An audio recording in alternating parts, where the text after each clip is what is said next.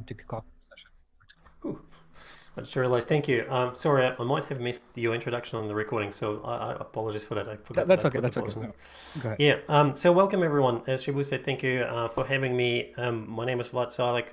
I'm working at the Cloud Solution Alliances team these days, focusing on marketing. And as he shared, I've been with Salesforce for quite a long time, from exact target days, and I do have a good expertise and hands-on grasp with Marketing Cloud. So all things marketing are sort of seaming up with our space. Before we kind of progress any further, sort of few things to address. All these sessions will be recorded. They will be shared. Shibu will share them on the on the community, and I will post the copy of that for some of the partners on the partner community. So we'll have two places for you to refer to. All of them will be non-gated, so anyone can access without any challenges. The objective and the aim of these sessions is really came up from some of the discussions and needs where a lot of consultants are trying to step into marketing cloud space, and like a lot of the programs that we have today, quite focused on either certain product functionality or certifications, and not everyone is looking for just that. Maybe a bit of an introduction to the platform and understand it from the perspective of how can we enable you to complete some of the tasks that you would be asked to do when you step into the marketing cloud team. So implementation wise, there's a lot of scope, there's a lot of different things that you can be expected to do, but as a consultant, I want to get you through some of the key common activities that most of the implementations of marketing cloud, when it comes down to messaging and journey as we refer to, or cross-channel marketing, will take and involve into you being part of that sort of team. If in the way we're trying to structure that course as well, Shibu collated kindly a set of trails and sort of a few trail mixes to support every session. It's great if you get a chance to attend them before the session, but if not, it's totally okay if you do it afterwards. The point being is just more making sure that you do look into that if you want to extend your knowledge and experience, because the objective for us will be introducing certain points to a certain level. But what we're gonna start kind of going through is how to perform certain tasks and provide you a bit of scenario behind that. You may or may not have seen some of these elements of these sessions in the past. Again, depending on your background and where you're coming from. One level set is I don't expect people to have experience with Marketing Cloud. If you do, it's great. It will potentially help to make things a bit easier. But practically, I'll try to introduce enough for you to understand that within the context of the task that we're trying to accomplish, what are certain different elements are, and how to use them. So that's something to keep in mind. Don't expect you to have any certs. Don't expect you to have anything to do with actually practically using that. From the practical standpoint of view, we're gonna try these sessions as more follow me manner. We're not necessarily going to be kind of doing a lot of theory, me presenting a bunch of slides. That's kind of boring. We've done it in the past. If anyone is interested, can share the recordings. I feel like it would be really interesting to kind of talk through and actually show you and demonstrate for some, especially if you don't have access to Marketing Cloud, or how these tasks are completed, and where in the platform would you sort of operate in that space. We do have some ideas on how to potentially support some practical experiences after that, but that's stay tuned for probably in the next week or so. We'll work with Shibu on sort of some ideas on how we maybe enable partners to support some of these activities and so forth. So for now, all you need to do is really have a bit of a drink, maybe a coffee, like I do have here. It's not zooming in. Oh, sorry, it's sort of losing the focus. Drink coffee or tea, whatever makes you comfortable, and yeah, just sit with us for an hour and a bit. We've got 2 hour session. If you need to leave early, that's fine. If you come up with any questions, one thing I would suggest to do is, as we go through the activities, drop them into the chat. Shibu will monitor that, and I will have a check-ins from time to time to ensure that we're addressing them and we're not going too far without answering some of the questions that might come up. We don't have a lot of content for today, like in terms of I try to ensure that we're not overstepping that, since it's a first session. Just see the feel and get a bit of the feedback from you guys to see whether or not it's good. Should we incorporate more and whatnot? So take it as a bit of a trial and error for today. And from here onwards, we'll see, based on some of the feedback and what other things we have in mind for you, we'll kind of learn and go. So without any further ado, let's do that. So aim for today is really introduce you to some of the concept foundational knowledge in terms of data. What are the different data objects that you work with in Marketing Cloud, different types of keys that you need to be aware of, and data types that we support within the platform. We're going to look through the tasks of configuring the data model and what actually it entails, how to create these data extensions or data objects, and then subsequently how to actually import the data and load into these data extensions. So that's a point of view. We do want to touch on how do we configure these automated processes. There are different ways to set up the automated workflow. And ultimately, what could be the steps needed to set up an FTP for inbound and outbound data integration. So that's the plan. The reason why I cover and choose these particular items is if you look at most of the implementations, one element that is pretty much exists in 99% of implementations would be related to data integration. And most of these implementations would have an element of the file-based integration because it's the best way for us to get the data into Marketing Cloud at scale. So we're looking into how do we set up the whole process, right? If you think about the steps that involved into any data integration is you have a source file that is given from the customer, from another platform, another system. It needs to somehow arrive into Marketing Cloud space where Marketing Cloud as a platform can access that and work with that. And for us, we need to establish some sort of activity that will process the file. So it will pick it up from that location and load into Marketing Cloud. Within the Marketing Cloud itself, we need to create a placeholder for the data. So we need to have a space, an object, or what we refer to as a data object that you pushed all of these records into. And then subsequently, when you've sort of done all of these tasks, you want to automate that whole process because most of the time, data is not stale. Marketing altogether is heavily data dependent and data driven. And we want to support all of these flows. What I expect you to take away as an outcome of the session today is be able to complete the tasks if someone puts them in front of you. So imagine if you start as a consultant, imagine if you're working in the Marketing Cloud space and your objective is to configure the data model and configure data integration. So you should be able to create a data model that supports the requirements. You should be able to configure all the activities needed to digest the data or ingest the data into Marketing Cloud and automate the entire workflow for getting that in on different types of cadence and schedules. The FTP setup that I have in front of you, the last step is really like one administration task that we're just going to touch on this setup, just so you know what's involved, where you need to do certain steps if you're the one who is configuring that from the very, very start. So you might be adding something to the data model, or you might be going up from the greenfield. So that's the plan and that's the objective.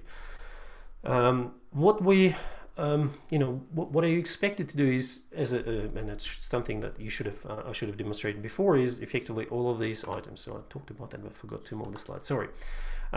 Key foundational aspects. So one of the things that I kind of talk about is when it comes down to Marketing Cloud, there is quite a lot of that conceptual knowledge that we want you to be aware of and we want you to know. The key points are, because we started as an email platform at the very early days, we have a concept of audience lists. We call them subscribers, people who are subscribed for receiving marketing communications.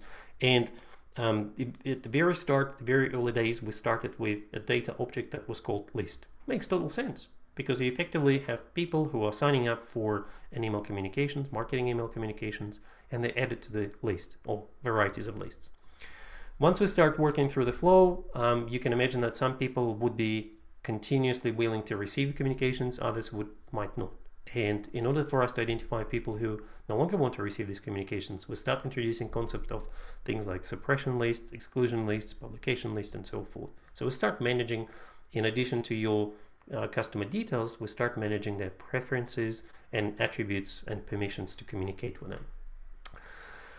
Once we evolved a bit more, we realized that marketing, as I said, very heavy data driven, and therefore we need to expand the data model beyond what is available through the list. List is a very single-centric point of view, meaning you've got one individual, one set of attributes. It doesn't scale. It doesn't support, magnitude of relational data that we want potentially now be embedded and available for marketers.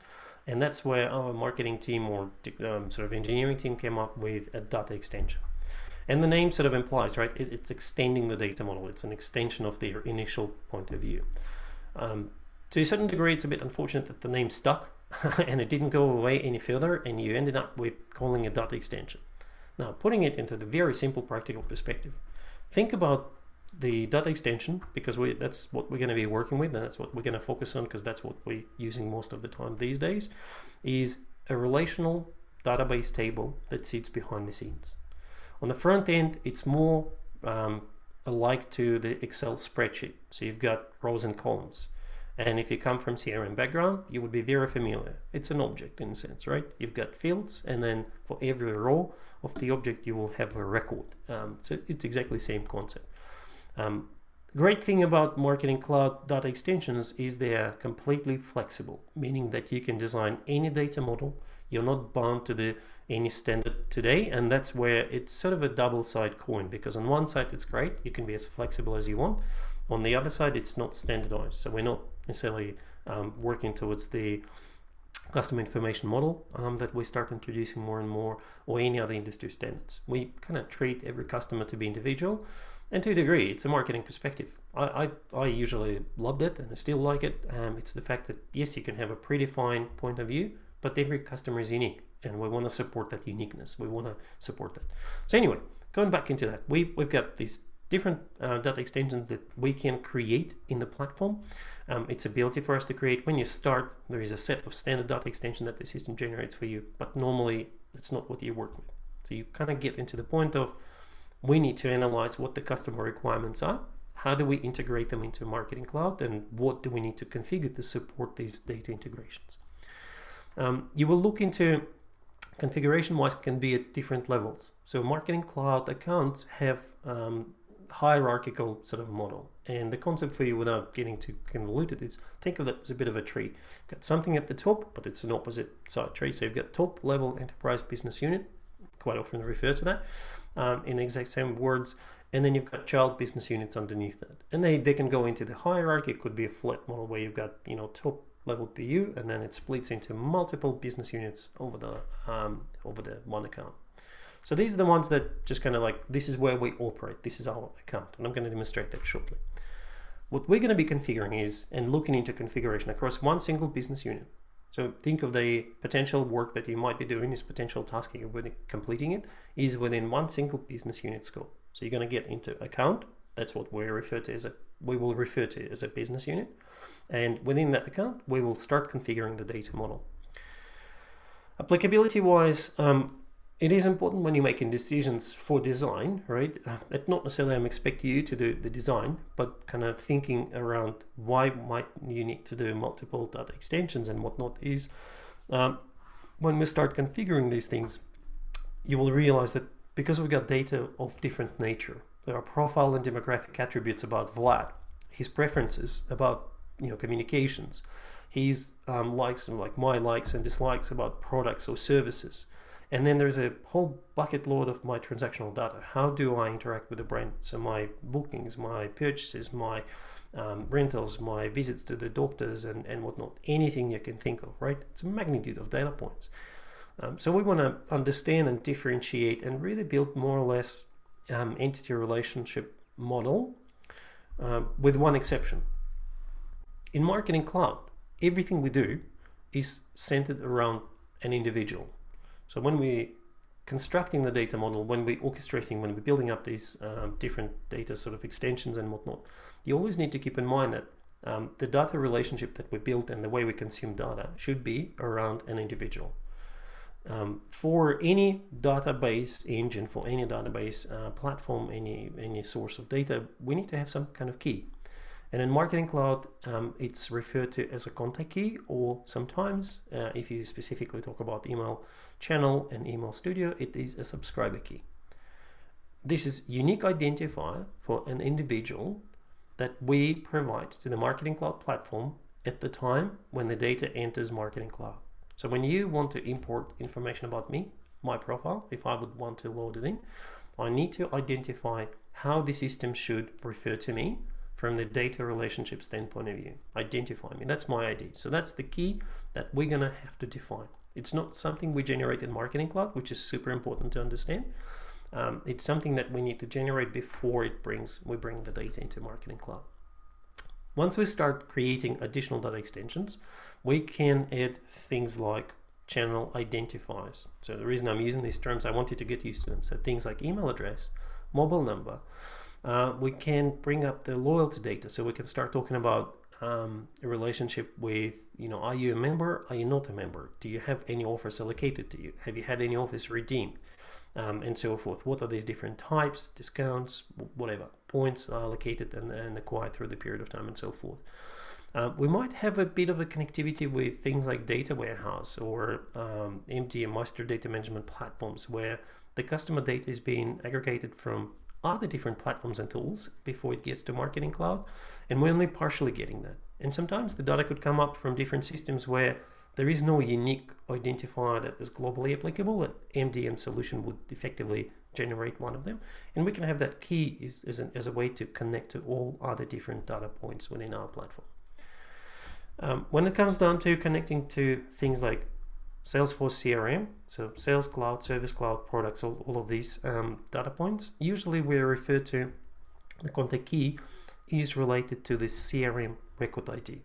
Because we work with mainly two entities, lead and contact, it will be either lead ID or contact ID. So from that sort of concept, what you need to know is the data when it comes into Marketing Cloud is divided in two general types. One is data about an individual, which is supposed to have some kind of identifier that has to be tagged as the subscriber key or referred to as a contact key. That's a relation to say this is Vlad and this is his ID. And any other data that is on the platform that we bring will be related to that key. The platform, the way it manages the contact key, is essentially a unique identifier within Marketing Cloud. So you are not able to create duplicate records. Every single time you bring contact information with that particular key, it's going to be updating or added to the platform. So it either updates existing record or added to the platform as a net new individual. There is no way to duplicate them. So that's something that kind of the platform sort of natively takes care of. In essence, it's a unique identifier for you. So when you construct these data extensions, you will see there is actual specific place where we're going to say this information contains data about the individuals, or this is more supportive data that we want to have in the platform because we can use it for segmentation and personalization purposes. So keep in mind is the data about individuals often used as a way to say this is my source, this is my audience that I want to target with for marketing activities. While the rest of the data is supporting because we can personalize communications, or we can use the data to segment audiences to define who do we want to target. That's the way to kind of think about these relationships altogether. And with that, I'm going to stop with the presentation and jump into the platform. So the objective for us is, as I said, we're going to configure several data extensions. We're going to configure FTP location and access for the integration, import activities to automate the process, and automation program to orchestrate that whole flow. So we're going to start looking into building it all up. Before I proceed any further, any questions that came up so far, Shibu? Yeah, I was just answering one of them. So one that came up was on the BU level. So there was a question from Calvin. In terms of scalability, is it advised to keep the parent account or BU as empty and work on the implementation of the child BU? It's a good question. Practically, I would say you want to have, like most of the scenarios, you think top-level business unit is more of administrative use case. So you're trying to think through maybe holistic account level data integration in and out, because you might have a reporting that scales across the entire account. You don't always end up using that as an operational business unit in terms of actual marketing activities. Scale wise, it doesn't really have or make a difference. If you have, say, 500 business units and you're going to operate in top level business units as well as others, it makes no difference as if you're not going to do anything in the enterprise business units. From the practical standpoint of view, if you think about them, the data sort of business units are essentially data space within the database backend tables, and therefore it's just an extra schema that you work with. Ultimately, still operate on the same database, you still use the exact same infrastructure to perform the tasks, so therefore not much of a difference if you're using that. There are different impacts of using activities within business top-level business units that may impact child business units, specifically subscription management, but not performance-wise. I wouldn't think if there's any implications from the performance standpoint of view. And there was another one. Was there another question?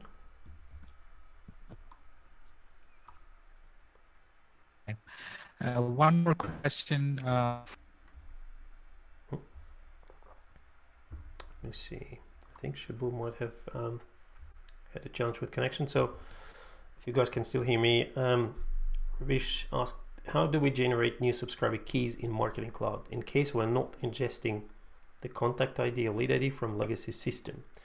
That's a good question. So Marketing Cloud, what you need to know is it's not the system where you generate these IDs, and that's one of the very important distinctions to have.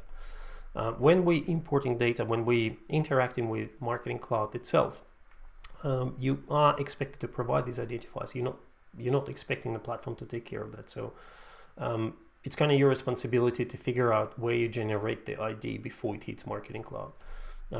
In the sort of younger days, let's say, when we were not such a big company necessarily, maybe we've got smaller customers who are implementing Marketing Cloud only, like as a very first digital system, it might be a challenge. I think these days you usually end up with solutions where customers are integrating with some other technical products and we extending their technical footprint. Therefore, they will be already having some sort of identifier for the records that they have in their platform. The only difference could be is you might have a customer who's a small footprint and they're starting digital marketing experience with Salesforce Marketing Cloud. They might come and tell you, we would like to use email address as an identifier. It's not great because it sort of has embedded PII and there are a lot of implications with using that these days, but it could be like the lowest sort of common denominator to say, well, if there is nothing else, we'll just end up using email addresses. It does have a significant detrimental impact further down the chain if they want to expand their activities across more than just email channel, if you want to implement web analytics and whatnot. So it's pretty sort of rare use case, but you kind of need to think through, expect the customers to have that, and if not, they'll have to implement some kind of data management platform or identity provider. Let's put it this way.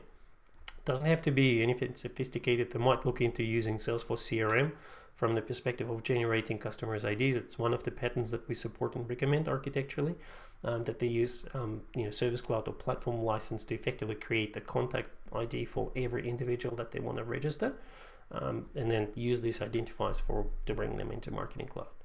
A good question, reasonable and relevant. It's just hopefully you're not going to face that in your practical experience. And I think there was another one. Oh, yeah.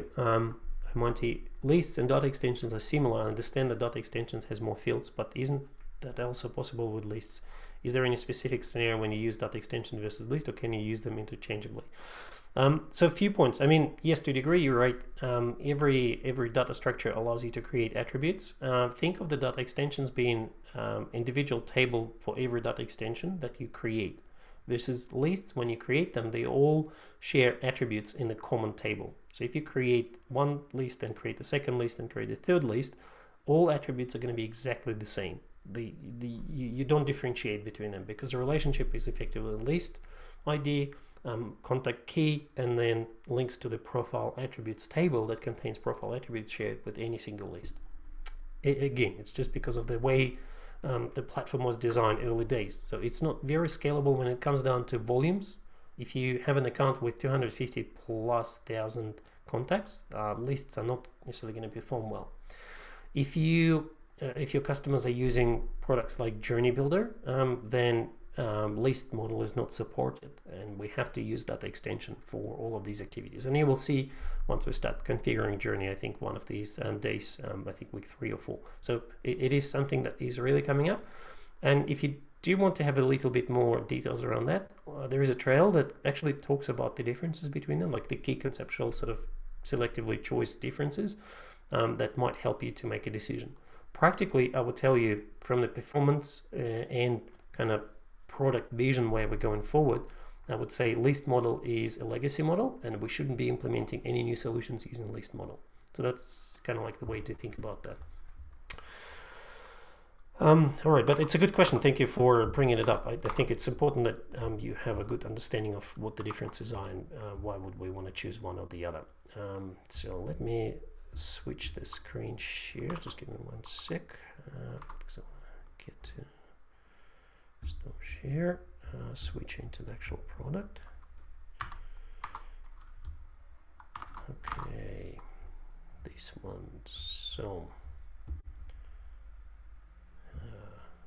Apologies, my Zoom for some reason controls just jump away.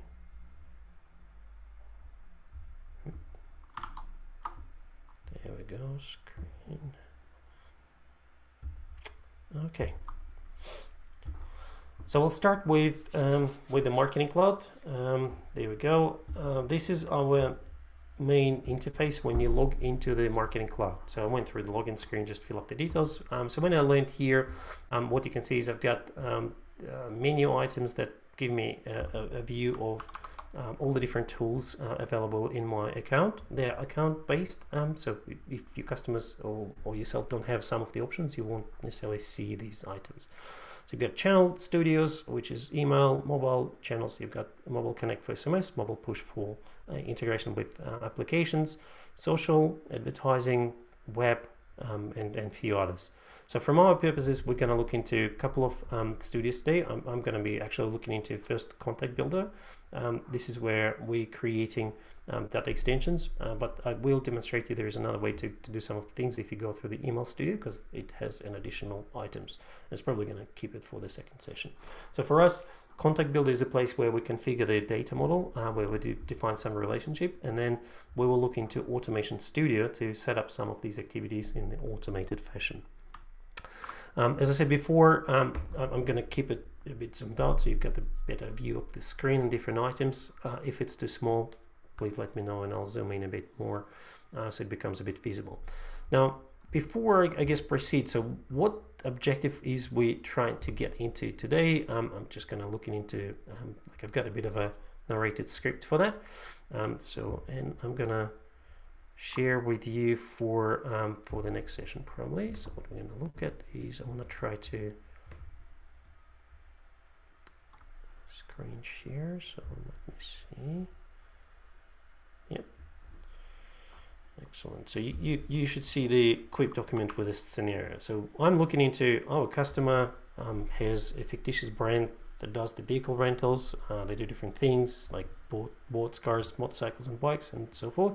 And they've got a particular scenario. So they want us to implement certain things as a customer journey to support a few flows. There are a few different implementations that are detailed here. But for our purpose right now, we're going to look into the IT department provides us data files that contain certain data points. So you can see that we've got customer, we've got membership, we've got booking and rental details. And then additional information will come up with a feedback survey. So if I'd be coming up to you and you're a consultant who works in Marketing Cloud team, I'll say, look, we've got some details coming up from the customer. We need to integrate that into Marketing Cloud. Can you please take care of that? So you need to implement, the data integration and data model to support that use case. So I'm going, okay, well, if that's the scenario that we need to work through, how does it look like? And, we need to understand a bit more to kind of figure out what our design would see and what fields and what sort of objects do we need to construct. So based on the files, normally you go up and create, a schema, and then usually someone like a solution architect, data architect, technical architect will define what the outline would look like. So for us, I've got a bit of another point of view of what we did as a guide. So imagine if we're exploring into configuring something like that. So we've got a file that's coming up into Marketing Cloud. There's a number of these files. What we're creating is these representations of the dot extension, and I refer to them as a staging dot extension. We will configure these, And then for us, we want to apply a query that will do some modification to the data that we import into Marketing Cloud. Then we've got final.extensions that are going to be potentially used later down the track for marketing activities. So our workflow, or the process of working with data, will begin with a file needs to come to Marketing Cloud space, as I mentioned before. Then we need to pick up that file and load into one of these staging.extensions. That's our kind of step, right? We're configuring them, we're building them up, we need to define the schema for them, and we need to configure the actual process to import the data into that. In one of the subsequent series, we'll look into, or maybe later on we'll see, like configuring these as well, and then figure out how the SQL fits into that flow and how do we actually start, transforming the data that we have in the platform. There's another view that we're going to be looking into potentially using that API call. So we'll figure out whether we do it, directly, indirectly. But the point being is show you a different way and demonstrate you a different way of importing data into Marketing Cloud. The point being, as a task, we need to configure data extensions. That's effectively what we need to do. It's number one. And then from there, we're going to start sort of building up all other additional activities and hopefully go with this scenario as we need to. So I'll take away that. And as I said, we'll share with you this guide so you kind of can refer to that past the session and you know where the details are coming from. So you kind of like, Vlad, you're telling us some stuff. It looks like a bit of a magic. I don't want you to feel that way. So anyway, back to the tool.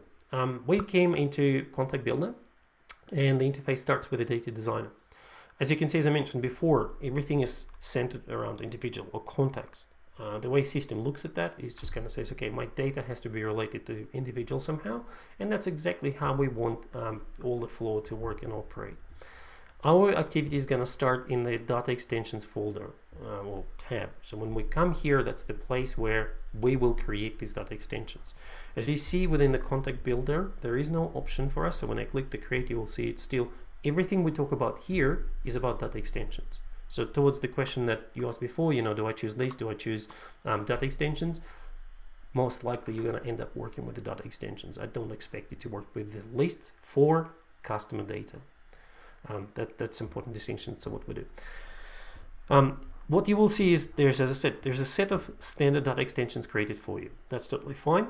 Normally we don't touch them. They sit here on the platform, don't really add much space. And on the left hand side you can see I've got a bit of a navigation view. So I've got some shared items that I can look into, shared across my account, or I've got this data extension folder. Remember I said scope, right? Everything sits in that one single business unit. So if you look at my account, I've got quite a lot of different business units here, right? My business unit is practical experience course. I named it to match what we do. And here, there is no folders, there is no structure. It's my isolated space where I create all of these items. So my task is, I usually like to organize that in a bit more neat space. So what I will do is I'll create the folder. I'll call it inbound data. And I will sort of use the folder structure to organize my data extensions. It is good practical experience because you visually find things easier, and one of the downsides that you will see is searching through data extensions sometimes could be quite challenging. So if you have multiple magnitudes of data extensions, they could span across multiple pages. You can see that we can get to the point of 200 at the tops. Still quite difficult to go through and navigate, and therefore if you organize your data into a certain folder structure, usually it's better. Again, not necessarily expect you to consult on that, but something to raise a hand and sort of say, well, if there is nothing, maybe I should be the one to create that, and choose your intuitive approach to separate and segregate different data points that you work with. So for inbound data, we're going to have, remember, we've got few data extensions that we need to configure. So when I start with creation, the dialog will tell me a few steps here. The process normally goes up. You've got 3 options to choose from. And default is create from new, meaning you're creating net new data extension. If you have an existing data extension and you want to copy or partially copy the structure, you can choose to create from existing, and effectively it will pre-populate the details of the fields for you, and then you can do modifications or just create a copy of that if you need to. And then there's a third option for certain use cases you create from template. Again, we're not necessarily going through that. Our objective is to create stuff, so let's just have a look and create. So my objective would be, I'm going to create the customer data extension. I'll begin with that. External key is something that we use as a reference to the data extension when we're making API calls. because I'm not intending necessarily to do any API calls here. I'll leave it empty and the system will generate a GUID hash for me. So if you don't have a specific need or naming convention to call out every single dot extension using a certain pattern, that's totally fine. It's used when you really need to go up and configure something so you can have a nomenclature for API integrations. And at any point in time, you can actually go and update that value anyway. Description, if you want to provide a certain description, I'll just copy paste, being a bit not lazy but practical, saving a bit of time. I'll populate that description here. It really tells me what is stored in this data extension. Now, remember I spoke about these two different types, something that contains customer data and something that does not. The customer, as the name implies, contains the customer demographics and key attributes. And I do expect that I will use that data extension as a source of my potential audiences for sends. Therefore, I'm going to flag that as a sendable data extension. Okay, I will show you what it includes or enables for me to when I get into the attributes step. We'll skip the testable because it really has to do with testing emails, and you may or may not need it. Again, if you want to look into that, we can. Basically, for us, location. So sometimes when I go through the create, I might not necessarily choose location, so you can nominate the folder that you want to put and place the data extension into. Second step talks about data retention policy. Without diving too much into that, we can automate the process of cleaning up the data in that data extension by the platform. So if I want to look into that and say, look, this could be transactional data, I want to delete it every 2 weeks, can I do that? Absolutely. And you can choose some of the options that are relevant and important. Because it's a customer data, you rarely have the data retention policy on the customer data extensions, therefore I keep it off, move on to the next step. And that's where design effectively kicks in and comes into the important piece in picture. So a few things to be paying attention to right away. Number one, you can see there is a primary key identifier on the left. If you are familiar with any data relational tables and database setup and design, this is exactly it. This is effectively what defines a unique record in this data table behind the scenes. So from our point, when I say data extension, you need to think data extension equals database table, and therefore some of the concepts are exactly as they are in the traditional database engines. Primary key is an identifier, that particular field or a set of fields, defining the uniqueness of the records in this data extension. Why is it important to define it, or when are the use cases that you might not define it, are really driven by what data do you store and how do you intend to refresh and populate that. For the cases where you've got data extension with no primary keys, the system will only allow you to add records or overwrite records because there is no update functionality. In order for the platform to update the record, it needs to find the key that matches, right? And if you don't have a key, no updates are there. So you can add stuff to that, or you can overwrite, which means wipe the whole lot, add a new stuff in. The other side is sometimes you might need to enforce certain behavior or relationship. And maybe if you have a very large data sets, you might want to almost force the platform to ensure that the indexing behind the scenes works. It's not necessarily ideal. It's not going to solve all indexing cases. But again, if you have a pretty big, and I'm talking about 50 million plus records data set, primary key is good when you need to do the search. But what it has another element is if you're doing updates and everything, it takes longer to populate the records because it needs to index them. So normal traditional database stuff, something to keep in mind. Name provides the name of the field. So this is when I look into my Excel spreadsheet analogy, right? I've got my table. This is the name of my data extension, customer, and then every customer has a bunch of attributes. Where would I get the information for these attributes? As you might guess, the customer gives us a sample dictionary, a sample data set.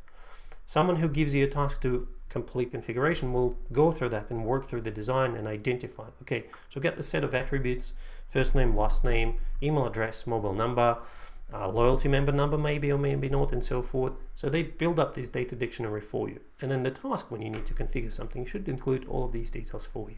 So in my case, I'm going to go and start with a customer ID. That's my unique identifier for that record, so I'll keep it that way. The type allows you to choose what exactly that is, what the data type for that field. So we've got, by default, system will default to the text with a 50 character length. You get options to go with number, dates, boolean. As you can see, pretty big variety of things. So you kind of need to think through what are the data types that you need to support. Why are these important? Is when it comes down to segmentation and using the data, when you start defining relationship between different tables, the data types have to match. When you're defining filters, when you're defining segmentation criteria, especially in anything to do with the user interface, not with the SQL, if you choose date, then when you start comparing or defining criteria, you'll have a date-like test. For example, the date is today plus 7 days. You might have the date is an anniversary of X, Y, and Z, and so forth. If you have a text field that might still contain the date stamp, right, as a value in the field, the test will be like, is the field equals to, is, start or begins with, ends with, contains text, but it's not going to be a date-like operation. So that's why it is important to ensure that you're choosing the right data types. When you're implementing, quite often where you see the failure coming up is not paying enough attention and sometimes skipping through that. So if you're the person who's building that, always ensure that you do a double check before you click complete and verify the data model versus the design that was implied for you. So for me, I'll keep the text attribute as my identifier because I might use a GUID and whatnot, and I'll extend it to 254 length. So one interesting thing is if I disable the primary key, you will see that the system allows me to choose required, not required. This is effectively, think about mandatory, not mandatory, but in essence, when I populate the table with a record, do I have to have a value in that field or not? If I nominate that to be a primary key, then the system will enforce the required flag because it says you can't have an empty primary key. So we don't support nullable primary keys in the database, and therefore I have to nominate and the system will enforce it for me. And in a similar way, default value can be provided because the system says you are actually expected to provide that value. So for anything where you've got the primary key nominated, it will be pre-populated and disabled for you. My next field is going to be email address. So I'll do email. And as you can see, you already start seeing a bit of a beauty, right? So in beauty, I'm saying I can use underscore to separate things. I can use spaces. I can do customer ID. So I'm flexible in how I define the fields.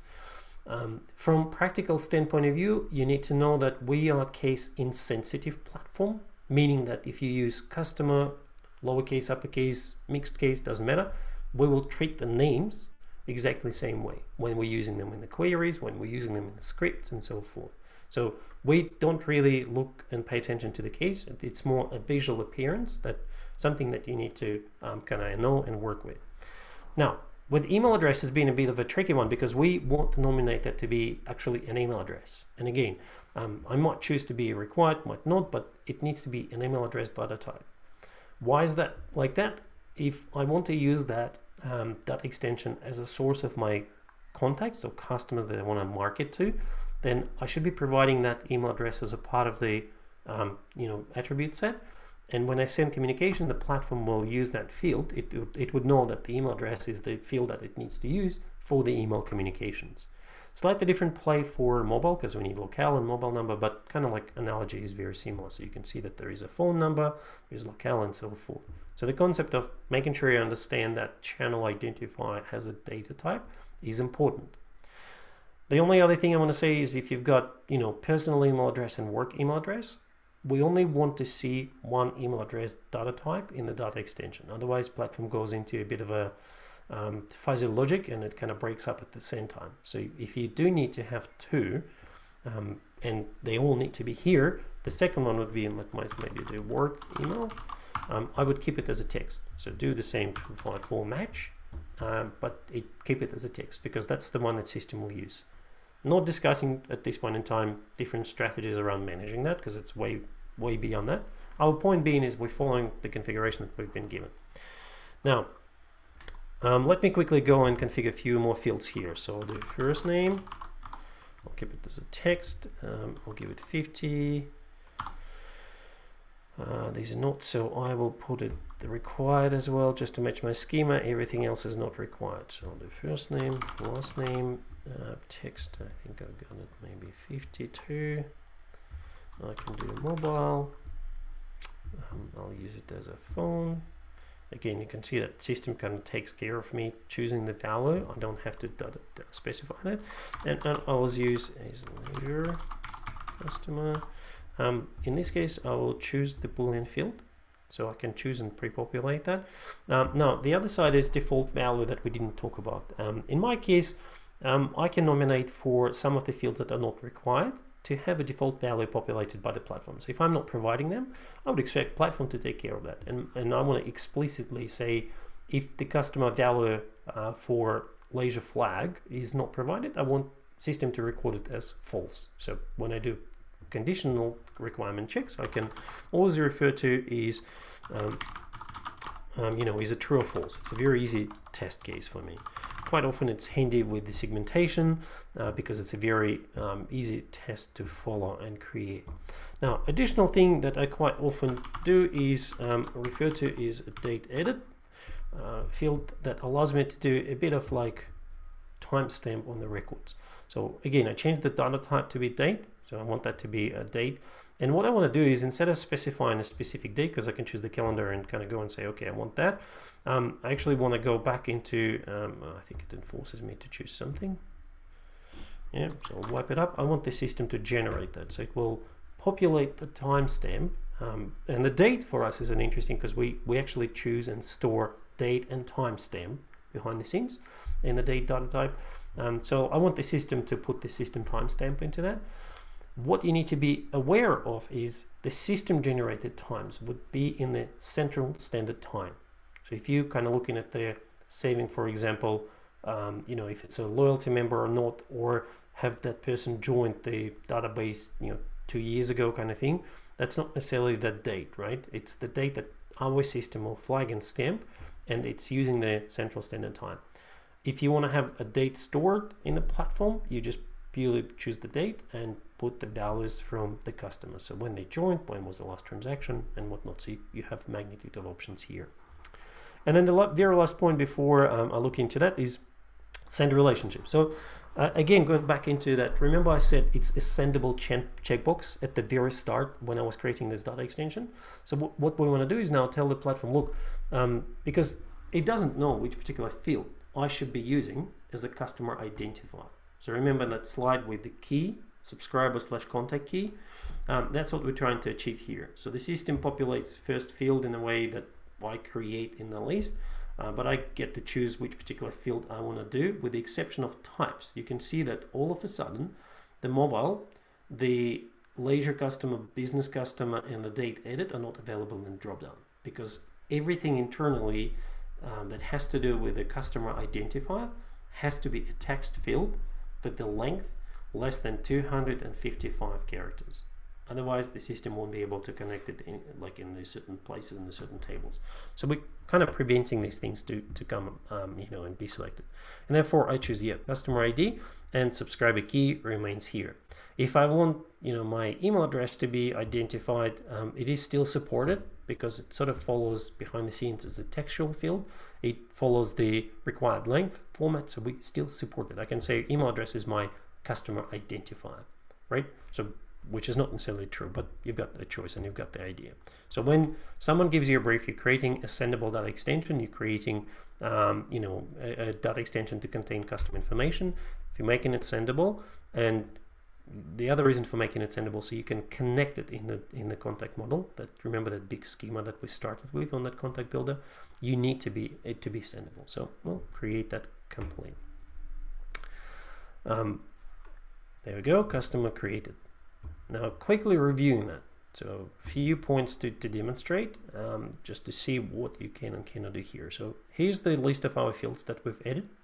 Something went wrong. If you want to make some modifications, you've got certain flexibility. So if I want to extend the text field to increase the size, so for example, maybe I want to do last name to be not the 50, but I want to make it 100 character length, right? I can do that.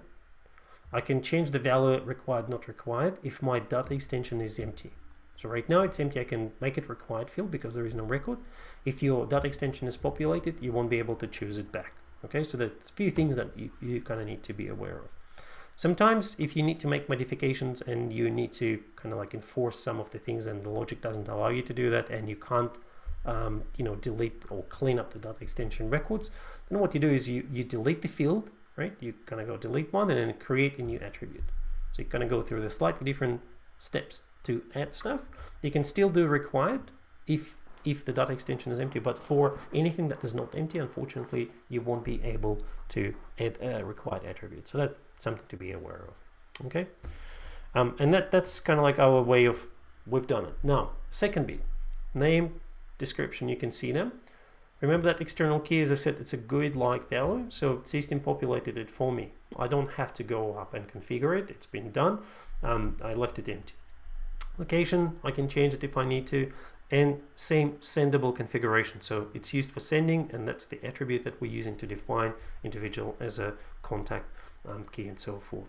Some of the other permissions, so you can see that whether or not we want to allow people to delete this data extension, because in some cases you can create, and especially when it comes down to customer details, you might want to be a bit more restrictive and say, well, you know what, I actually don't want people to delete that because that's, it's an important piece of information. So you can change some of these assets, and you can say, well, I can allow to modify attributes or not, and whether or not the new fields can be added to the data extension. So for really key important pieces of information, this is not about flag to remove, because at any point in time, if you do end up need to delete the data extension, you can go up and remove that flag. So it's totally normal and absolutely supported. Same with the data retention. I can go up and modify that if I need to, and go, oh, actually I do need to make some changes, flick the flag on, identify the options, and off I go. All right, so that's pretty much creating steps. So we created the placeholder for data. Now, if I want to just test it out, right? So customer gave me a few examples. I've got a few options to go through. So I can create the record here straight away. So I can say, it's a customer, user 001. I'll put my email address. Oops.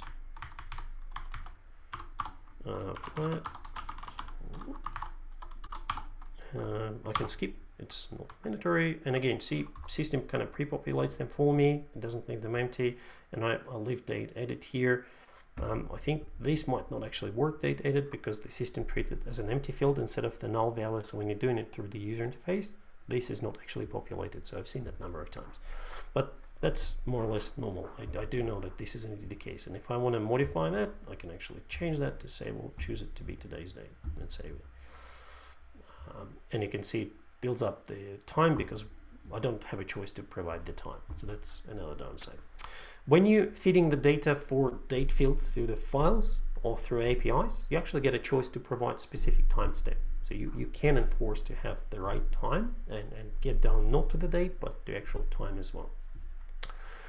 For me, yeah, the time is here. We're looking at, it's what's it called, March, 5th of March. So it sort of provides me in the user interface, even though my settings are, I've got Australian timestamp and so forth, it does have in the data extension view specifically shows up in the US timestamp. It's just kind of keep in mind, because sometimes it could be misleading when you're analyzing the records. All right, so I've modified that. I've got something updated. If I want to try to delete something that is mandatory, like this, you can see that the field may not be empty, save button is prevented, and so forth. So in the same way, if you're doing that through population on the files and whatnot, you're going to get an option or an error message when things are not provided when they need to be. So that's a quick test. In addition to that, I can actually look into importing some data, and I can start going through the process of import into the data extension, or I can go up and configure the import activity. So for us, if you've got the customer sample file, it's not a bad idea to actually do a quick run. So you can configure the file like a sample subset, drop it here through the user interface, and then you choose, remember the options of I was talking about, if you've got primary key, if you don't have a primary key. So depending on the data extension structure, some of these options may or may not be available. So for us, normally when you start, doesn't matter which one you choose because it populates that. But then later down the track, if you want to run multiple times, you'll just need to be aware that, add an update, add only, update only, and override. So what these actions do, they allow you to add an update. Think of that as absurd. So if there's a new key, primary key, on the data extension or in the file that you're providing, then it will add the record. If the match is found, then it will update the fields and populate them. Overwrite cleans up the data extension first, and then loads up the new data set that you're coming up from the file. You've got a few options here depending on the type of the file, whether it's a CSV file, whether it's a like text file. Do you need to have double quotes as a qualifier for the text because you might have long text and so forth, and then whether or not you need to normalize numbers based on locale. Again, if I'm looking into working in Germany versus Australia versus United States, there are 3 different locale, different timestamps, so we just want to make sure that numbers are localized if we need to. If you've got the amounts, if you've got anything else, the system can help you recognize that. So I'm gonna have to look into see if I can quickly get the file. So just give me 1 second. I should have an example, which I didn't necessarily store. So bear with me for a quick minute.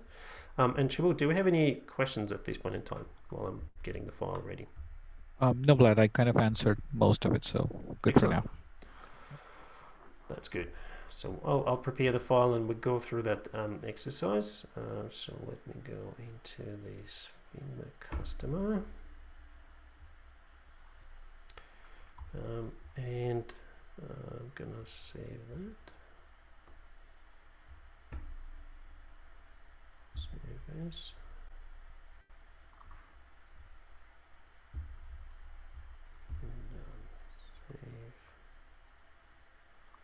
CSV. Let me quickly get into that. Apologies, I did have them, but I can't find the folder for some reason where I stuck them, so I'll just have to generate a new one. MC. 1 minute and I'll be good on that. So customer CSV.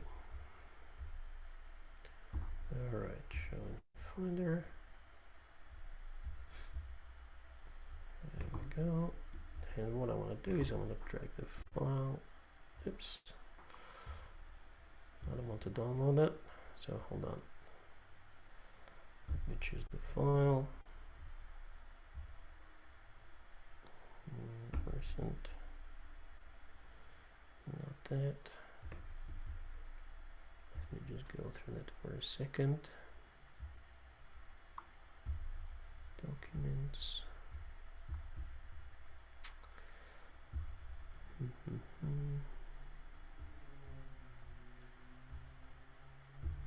There we go. So that's the file. So choose the file.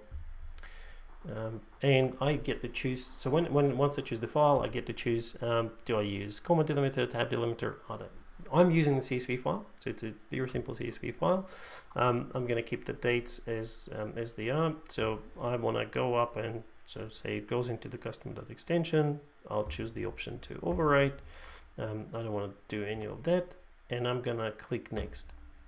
So the platform, what it will do, it will go through that sort of workflow of actually processing the file. It does the parsing of the file. And then it should give me the option to do the mapping if I didn't break up anything here altogether. Sometimes it does work, sometimes it gets me errors if I do something silly, and I just need to double check that the file is not raw. Yep, it's a CSV file. Yep. And the only thing I might need to do is try it differently. Okay, let me do the other way around. So if that doesn't work, that sometimes happens. Let me just go back into the inbound data, reload that page. I do get into these oddities from time to time, so stay with me. Might need just a bit of a refresh on the front end. To give you an idea how the file looks like, let me kind of quickly show you.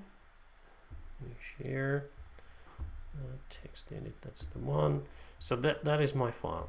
So I've got the customer ID, email, first name, last name, leisure customer, and so forth. So I've got a bunch of these different things. The only thing is I've got placeholders here. So what I'm curious about is, because I've got this example and I didn't modify that, I actually do want to see what the platform will tell me and whether or not it will go through. And you will see in just a minute what I mean by that when I'm referring to that. So let's just jump back into here. Turn that.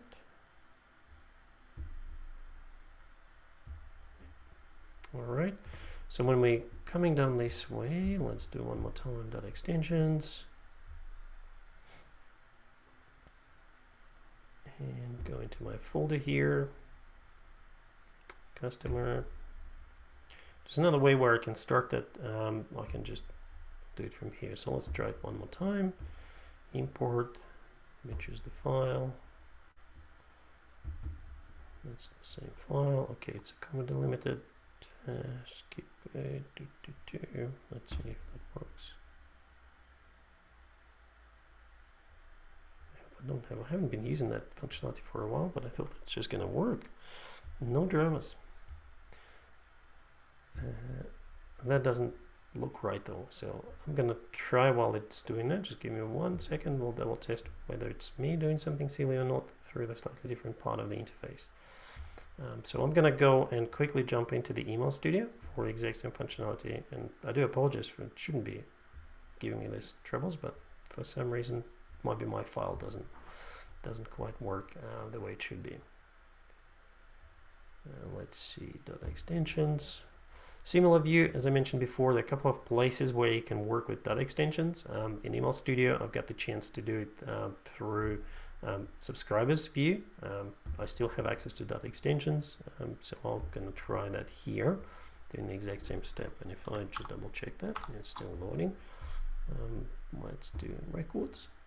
So immediately you would see there's a bit of a difference. I don't have an option to work at the single record level, but I still have import and export that's coming through. So let's see, browse and try that. CSV, it's not compressed, slightly different layout, but the rest of the stuff seems to be okay. Normally the mapping comes up. All right, correct delimiter was selected.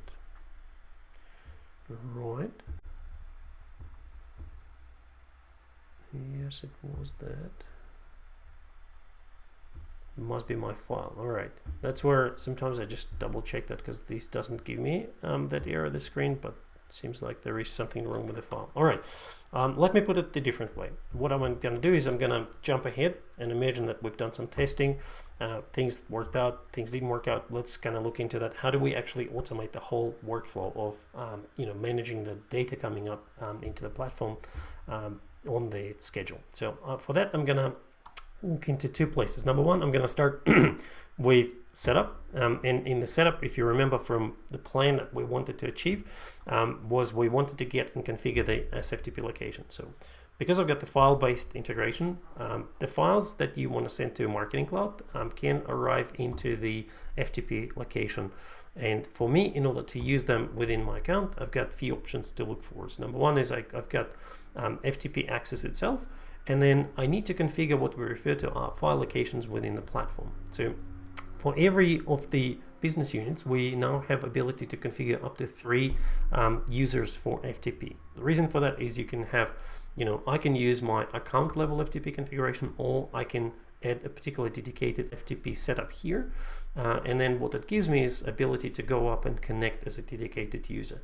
It limits the scope of what I can see, because you could have customers coming up with multiple locations. So normally it's something to discuss again with the customer at the account level, what they should be using, which particular location, but we'll assume if you ever need to create an FTP location. So what is interesting here is when you create, the platform will put some of the enforcements for you. Number one is the FTP username. So I cannot really change that, right? You can see it aligns to my business unit. So if I look at my business unit identifier, not necessarily something that we discussed, but you can see it at the in the drop down. If you have access to only one, you can see it's just right there. So it has the exact same username as my account identifier. I've got my email address that I have to specify. I have to choose the password with a bit of complexity to that. The password is enforced that they do expire every 90 days by default. I can go up and change the setting at the account level whether or not the FTP password should expire or not. Again, based on the security requirements, so at the customer level, we'll just not going to make any changes. Now, the other side is I've got user permissions. So at this point in time, I can set I want that to be a read-only, or I want it to be a full access. Because read-only allows me to drop the files, but it's not going to allow me to pull any data back. So if something that needs to just drop the information into FTP, you can have them read-only. If you need to get drop and retrieve, then you potentially need to do full. If you want to create subfolders and so forth, so that's where permissions will come into picture. And then the next line item down here is IP address that we want to allow for connectivity. So it's more restricting that we say only these IP addresses or connections from these IP addresses can be allowed to be connecting to that FTP. If I don't specify any IP address, then system will allow any connectivity. So in my case, I don't really necessarily need to be concerned. Let me see if I can do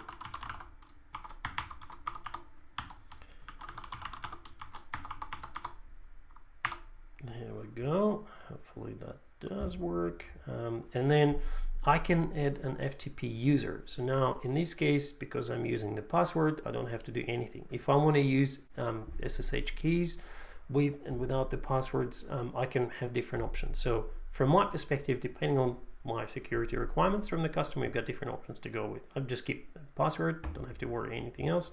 The FTP configuration is about to be configured. So when you look at the status, you just kind of look and say, okay, I'm creating, there we go, success. So now I've got, you know, what permissions do I get, when the password expiry dates are, and the reason why it's sort of getting jammed up is because I kind of zoomed in a bit. So you've got expiration date, permissions, got port and so forth. If it ever expires, you can change the password at any time, you can disable that user and so forth. So you've got multiple managed options. It's been a huge trouble in the past. These days it's pretty straightforward. Sometimes, especially at the time when you develop, you know, at the development cycle, it might be a good idea to create a user for you so that you can directly drop the file on FTP. You can do a bit of a play and test without impacting any other files that might be coming up from the customer for the exact same account. So just something to kind of keep in mind. Or if you're even working as a customer yourself, something to know that you can configure more than one FTP user for your activity. So what I will need to do is just make a note on what I configured and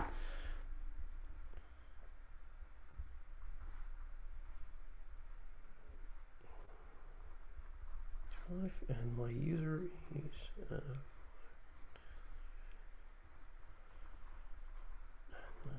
just far enough for me today. The other thing is, keep in mind that you need this FTP site information, something that you can, when you're connecting to, you'll have to ensure that you are connecting to the right FTP endpoint. So that's configuration for us. It's almost like authentication, right? So we enable that. Next bit is we do have to navigate into the file locations.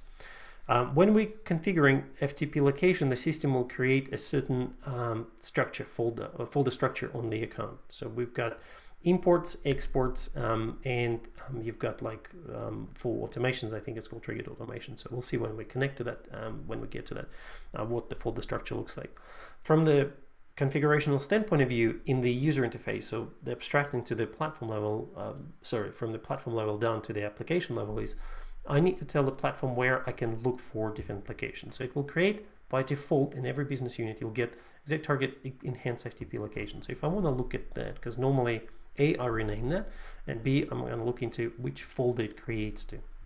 So you can see the default structure gives me number of options to go through, but default one is created for FTP site import directory. What it means is that FTP location that we just configured access for will have an import folder, and we want to connect to the directory to drop the files and import from that folder. If you want to export something, we would create like a different folder. So let me just do a couple of things here. Number one is I want to go and say this is our FTP import folder. Okay, so I'm going to keep that. I'm going to update external key and just keep it the same. So that's one. So I want to save that. Okay, and I'm going to create, because normally when we do import and export, I usually configure this straight away. So I'll do FTP, and I just change it to the export folder.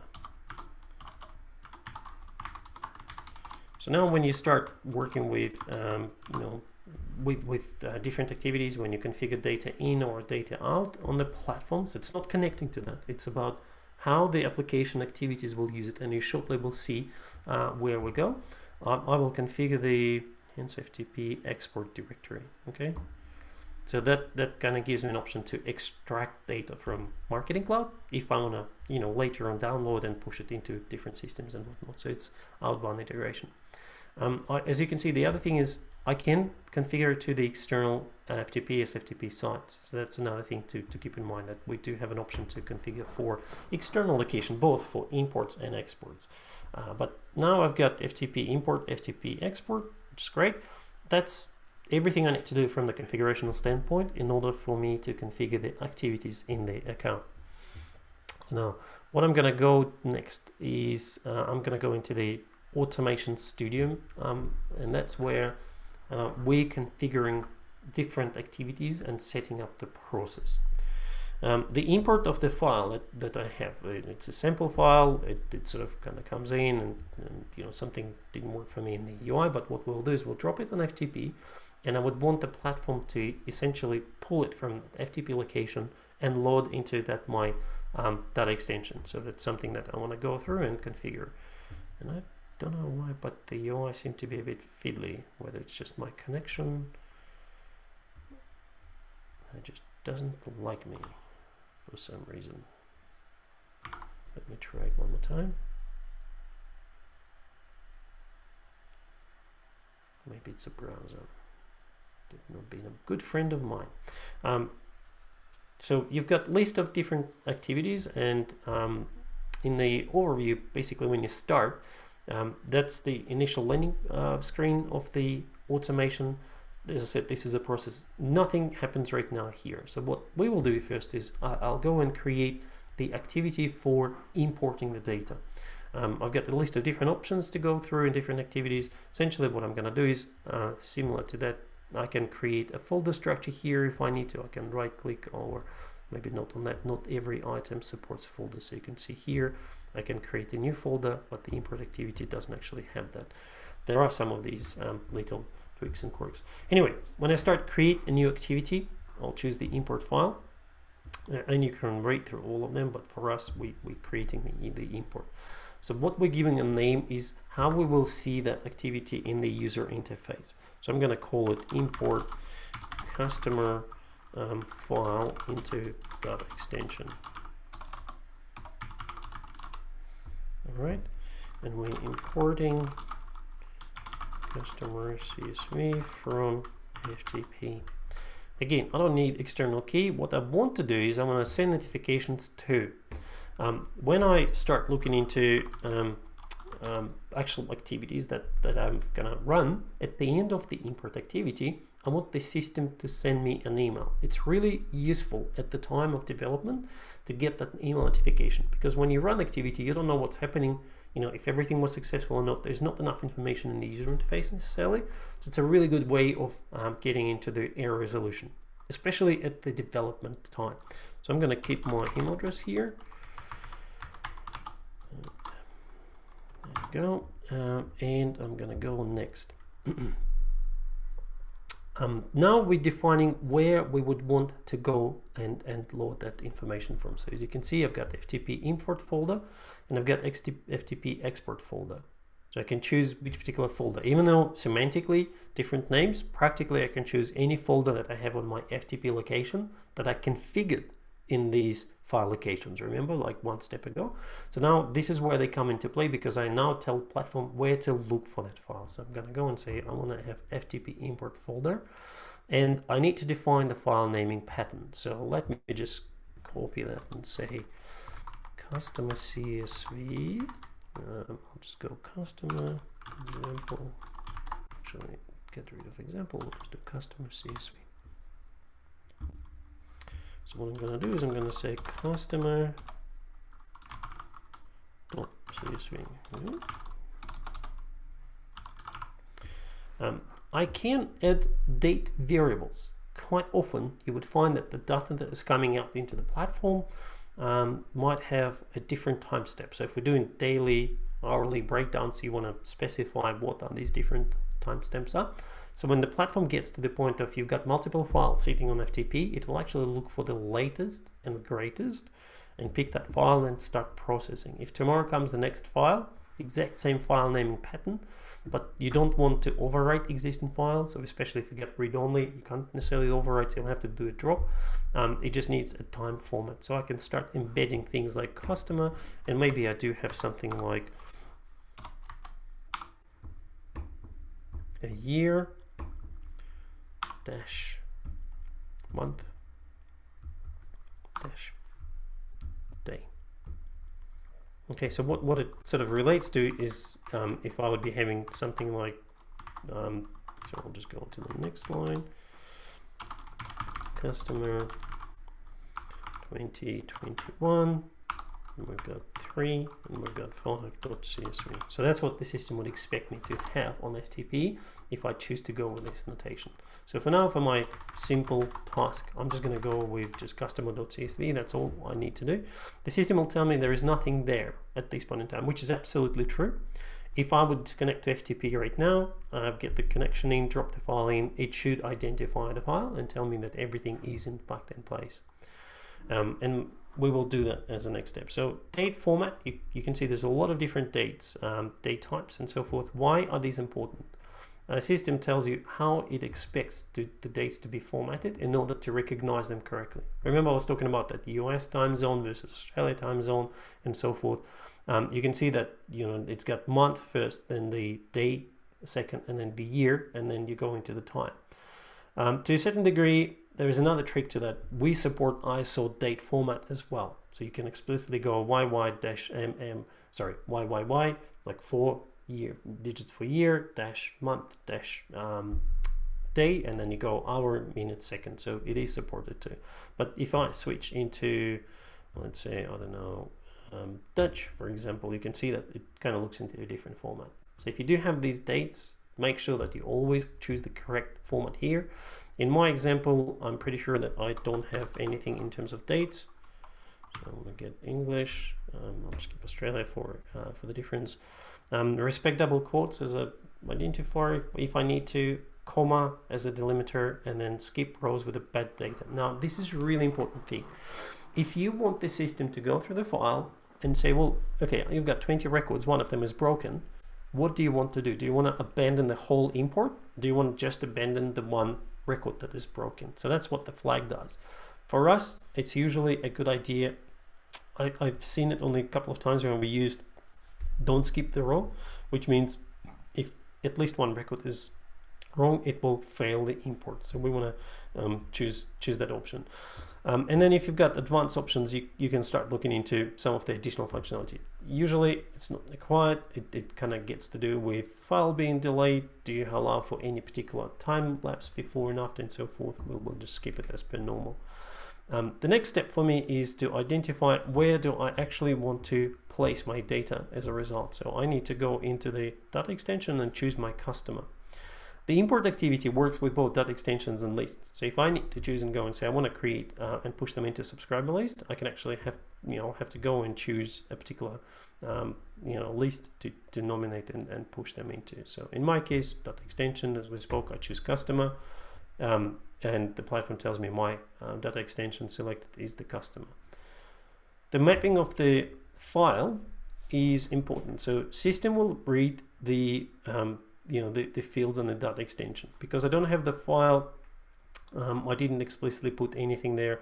The system goes and says, okay, what do you want me to do? I can say map by header row, means the file has to have the first line matching to these different fields, right? And it identifies these are the mandatory ones that have to exist in the file. These are optional columns, and they are kind of like listed out for you from the data extension. I can say that, you know what, I actually I have a different naming convention. So even though I do have a header, I can choose not to or choose to have, but I can do a bit of explicit remapping.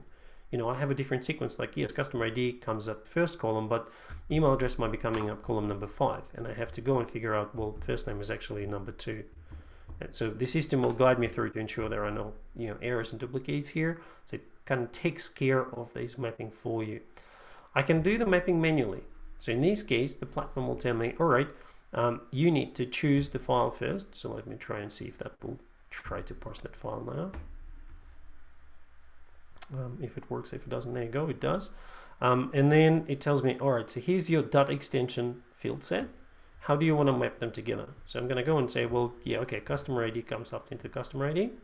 All right, that's done. If I'm going to go first name goes into first name, done. Then I go last name into last name. And then I go, is leisure customer, I can map it, I can ignore it. If I ignore it because it's optional, it's not gonna pay attention to that field, so I can technically just say I don't really care about that. Maybe if I don't have any flags, or if I do, I'll just still map them all out. Business customer and so forth. So you got the idea, right? Because I need to have the email map defined, so I'm just going to say next. The system will complain, and even if I choose the action to be selected, it should tell me that I cannot proceed.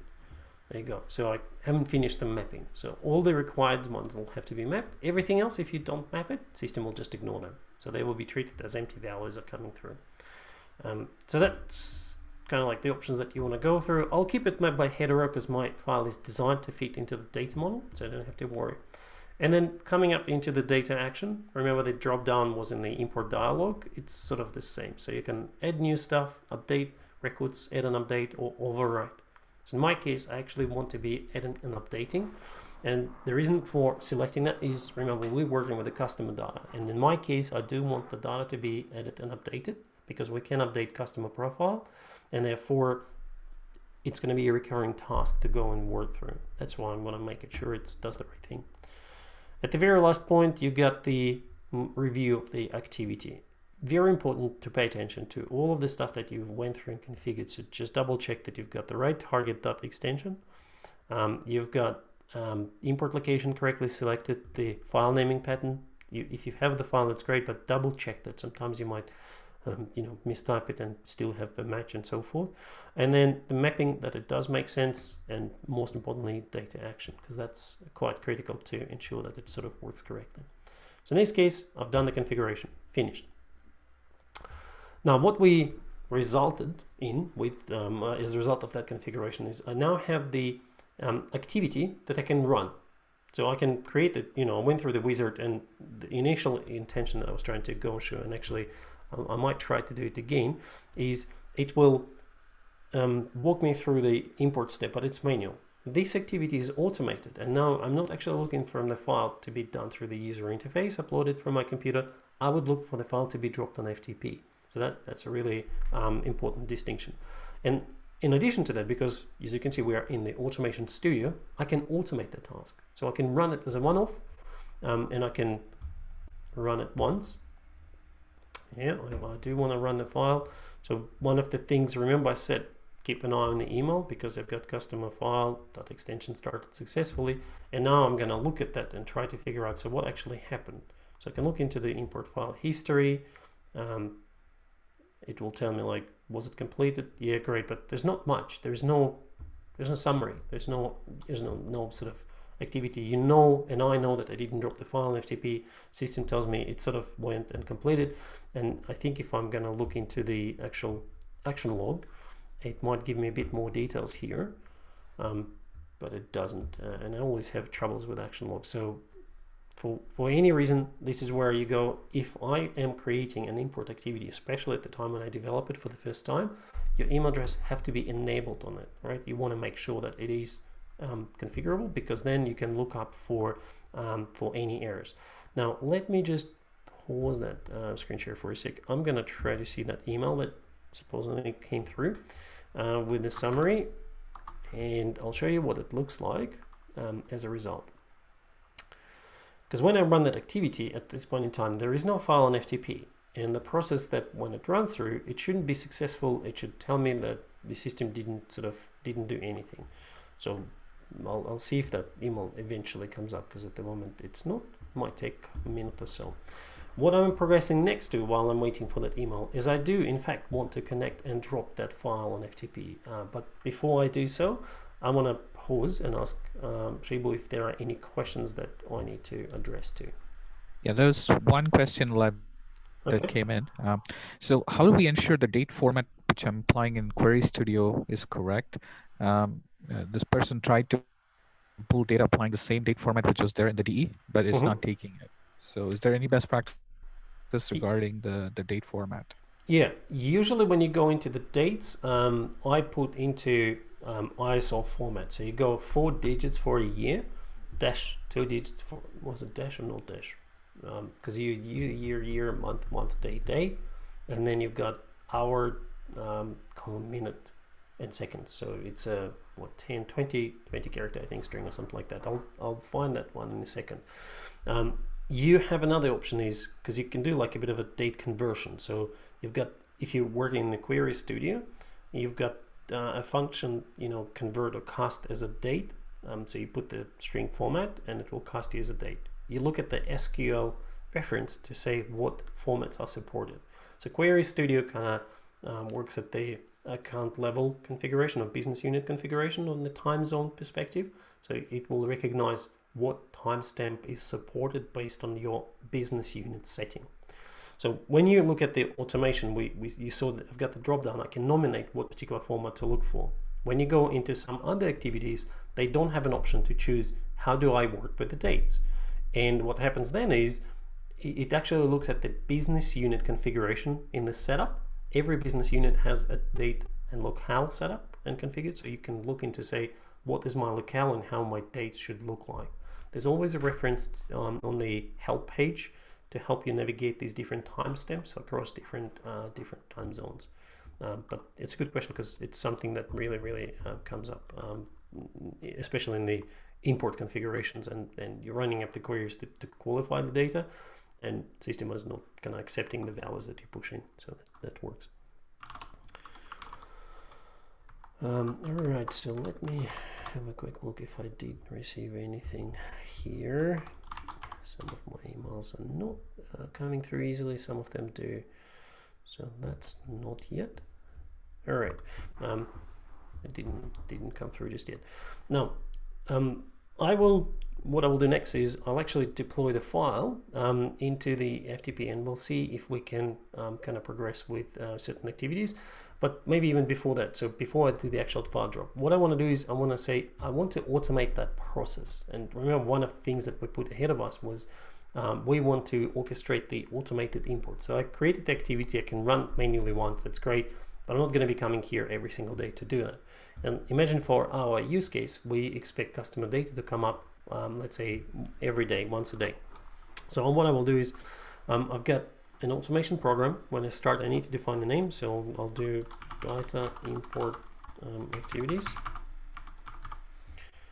Okay, I give it a name, and then I can define the workflow. Great way of looking at it's a canvas that allows me with drag and drop to choose the steps that I want to execute in my program. So if I want to run the import activity, so find the import file activity, drop it on the canvas, and it comes up with its placeholder. So my step one is I'm gonna add annotation to say customer data import. Click done, and now I can go and choose the import activity definition that I configured before. Again, system will provide me a summary, do a review, and so forth. I can create a new definition straight from here. It's more preferable. Maybe for some people who are just going to create the outline and go step by step, I choose to go up and create activities because I can run them manually one at a time, but there's no harm in doing it from here as well. So I'm just giving you two different options to go through that, I guess. So you've configured the file, I'll click to save that, and remember the name that I was putting into that, that's what I actually see in the user interface. Now, in order for me to run this automation, I've got two actual options, and they're defined as a starting source. So I've got the option to schedule it, which will run it at a particular time. And as soon as I dropped it in, you can see that this gray button sort of popped up. It's called run once. So if I save that, the system will now tell me, hey, you can actually run that whole automation once again. Fantastic. So that's one way of looking at that. Second option is if I want to configure a file drop automation. And what that means is if every time that the particular file comes into FTP location, the system can initiate that process. So imagine if your data may be coming up from a couple of systems, customer data coming up from the data warehouse, there's defined schedule, everything is on time, there's no problem with actual expectation of file delivery, versus maybe e-commerce platform does the dumps from time to time, but at most maybe every 30 minutes for abandoned cart scenarios or some other use cases. So what you want to do is you're going to go, we don't have a definitive time slot for these files to arrive, then we will configure the file drop. And the way it's kind of done is you have to nominate which particular folder or directory to look at, and you go and say, okay, anything that comes into triggered automation folder or in the import folder will effectively start the platform to go. There is a bit of a gotcha. So when you're looking into that, you kind of have one listener or one trigger per folder. You can't have multiple different files being sort of looked at. Every single time when any file drops into that folder, that automation will kick off, and you can't create another automation from the exact same folder. The other option could be similar to the imports, where you go, well, actually, you know what? For the import, or maybe I'll use the triggered automations folder because it was designed for it, dedicated place.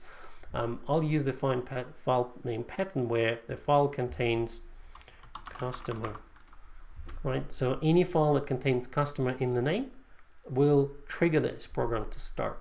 So now if I drop file in FTP, or I set up the schedule, like when I drop my file in FTP, this will initiate that program, and then the system will go ahead and actually trigger initiate this program.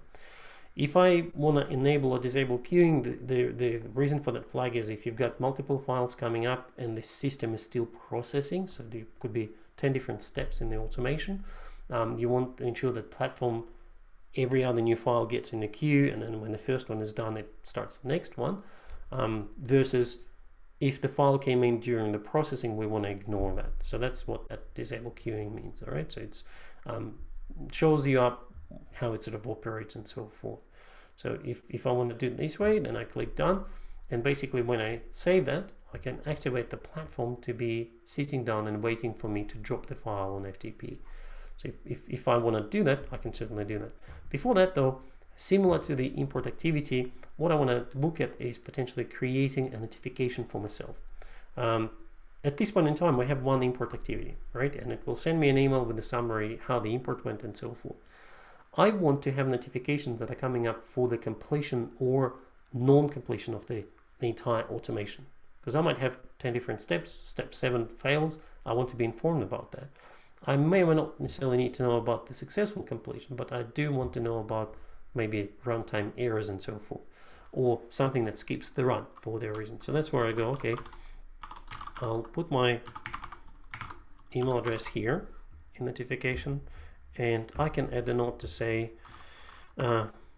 practice view data import automation failed or did not complete. Please have a look. I do quite often, because if you've got multiples of these, they might have a similar name. I personally prefer to do these. So I'd go and say MID equals, and I just literally just copy that business unit here. So when the email with notification comes in, if something doesn't go successfully, I want to be informed. It actually tells me what MID I'm sitting on and so forth. So that's something to keep in mind.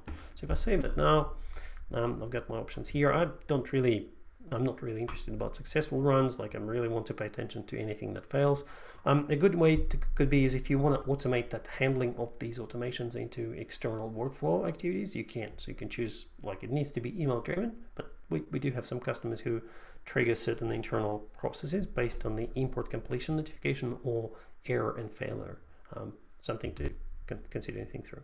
So if I activate that, and I'll activate now, practically what should happen is, now if I connect to the FTP, drop the file into that triggered automation folder, and the file contains customer in the name, it should initiate that program and it should run through the import. So at this point in time, you can see that the run log here has no activity, which is totally fine. So let me now essentially go up and try to drop that file and see how it all progresses and works all together. So give me 1 sec. And But quick question.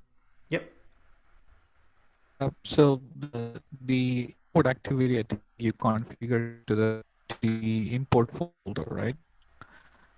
The triggered automation. So would it fail? hold on. Sorry, you kind of breaking up a bit for me. Can you hear me? Okay. Yeah, right now it's good. Um, I think you said that the yeah. import Sorry. activity My connection. configured. The import folder. Yep. But the file trigger. Yeah, it's configured to the import folder, but the file trigger is on the triggered automation folder. Correct. So is that okay, or would that Yeah, be a problem? yeah, it's absolutely fine. So when I look at the triggered automation I mean, it's a good catch though. So yeah, that's one of the interesting things to kind of pay attention to as well, and it's something that I wanted to demonstrate here. So the automation trigger could be like a control file, right? The import is where the system would look for the file to actually run the import activity, versus automation looks at the folder where it needs to start the program. They can be the same folders, they can be different folders. So I've now set up to say, well, I want to have a customer and I want to have it to be in the triggered automation folder. And you were right, you kind of almost like preempted my flow, because I wanted to show you the import will still start, but we're not going to see success. And you will see why is that, right? It goes into the wrong place. Sorry. Yeah, so all good. It's a good question, but it's kind of like almost got me into one step ahead of my planned activity. That's fine. That's all good. So what I'll do, just give me 1 sec. I'll need to get that location from FTP and configure the folder to drop into. All right. So server is 22 port.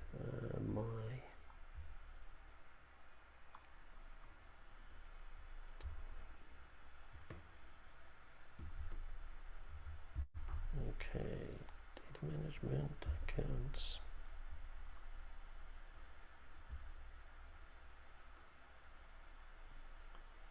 So copy that.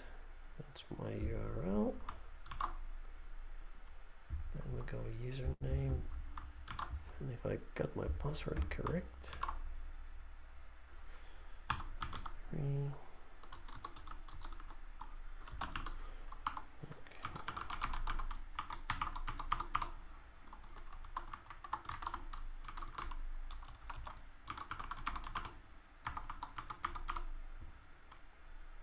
Let's try that connect.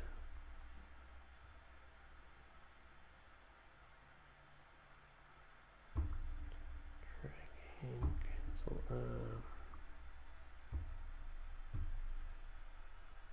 Let me just duplicate the bookmark. So one more time. Sorry, so we're going 523.0.0.8. And we're doing this, copy that URL, password.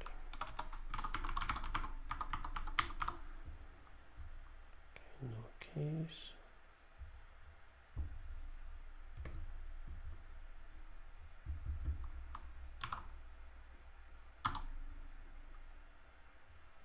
Okay, hopefully that does work. Okay, that's the server that I need to be in. And then SFTP. Alright, now if I connect to that,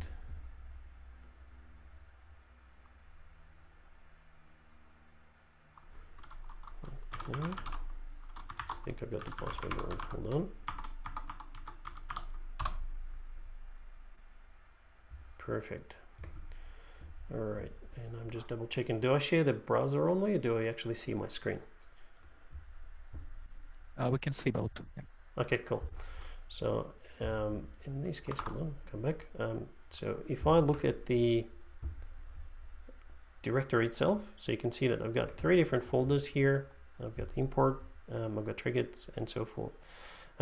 Remember that I was trying to push that customer CSV through the UI, so the system would still upload that, it just wouldn't process that, right? It was giving me some sort of bugs and errors. So if I try to delete that, try again, it doesn't let me, because remember I did that one read-only permission. So let me just try that a bit more differently, because I do want to ensure that I can clean up some space due to the file locations. So let's see. Alright, maybe I'll just do disconnect and reconnect one more time.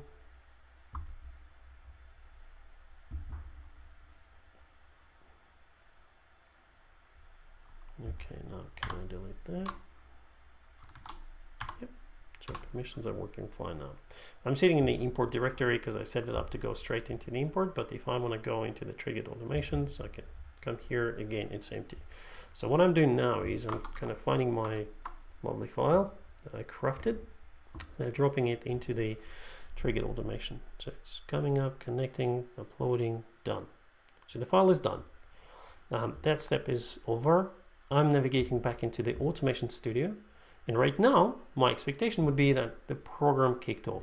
So if I'm going to look into, remember I'm still in the automation program, I can look into overview to see what was happening.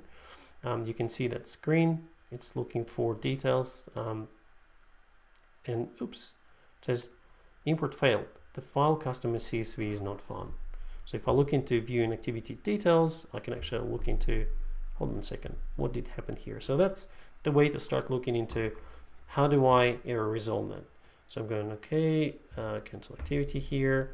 I'm going to go into the actual automation itself to validate the run. So you can see that it tells me that the recent activity happened, the step 1 failed. So again, as we expected, right? Because the file was in a completely different folder.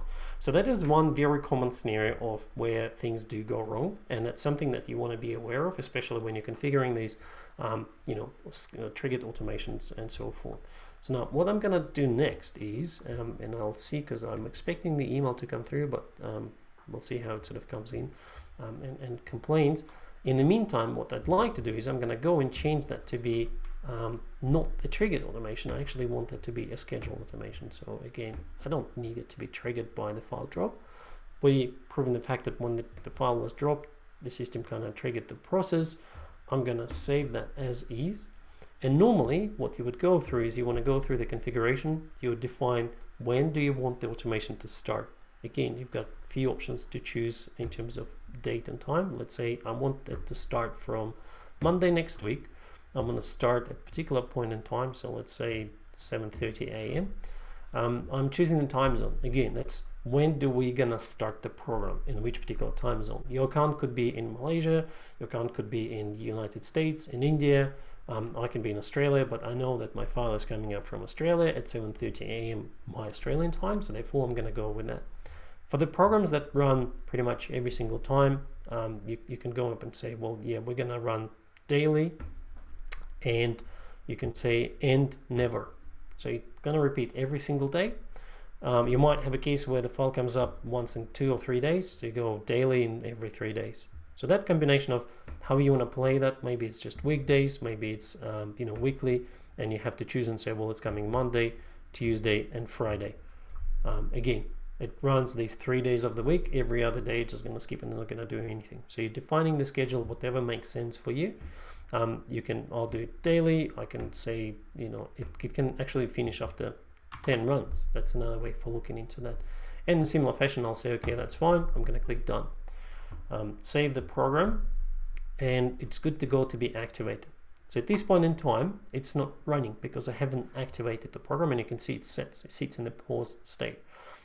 The reason I did that is because in the scheduled automation, if I do have it in the pause mode, I can actually run once. So I can explicitly click the button and say run it.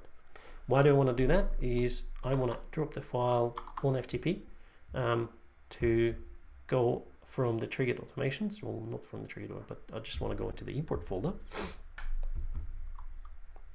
and effectively place it here. So I'll just upload another file, copy of that. it will come through. Fantastic. So the file is in. Doesn't seem to come here at least. Let me just see, why is it not updating that real time? Refresh. There we go. Okay, so the file is ready. At this point in time, nothing started, right? I didn't start the program, I didn't start the import and so forth. So what I'm going to do is I'm going to go back into my user interface and I click run once. So remember I was trying to run the activity manually. Quite often, if I have the automation configured and I start my configuration in the automation workflow canvas, not going through the activities, I can actually choose one activity to be run from here. And I can say run that. Or I can go and say run all of the activities, right? However many I might have here, and click the run button.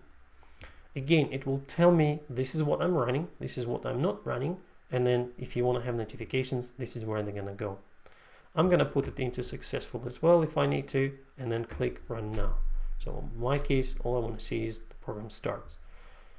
If I'm going to go into the activity, it might take up to a couple of minutes for it to kick in. So we essentially are looking in to say, okay, we just want to wait and see when the program starts. There you go. I can stop it midway through, but I don't need to. All I need to do is just wait until it's finished.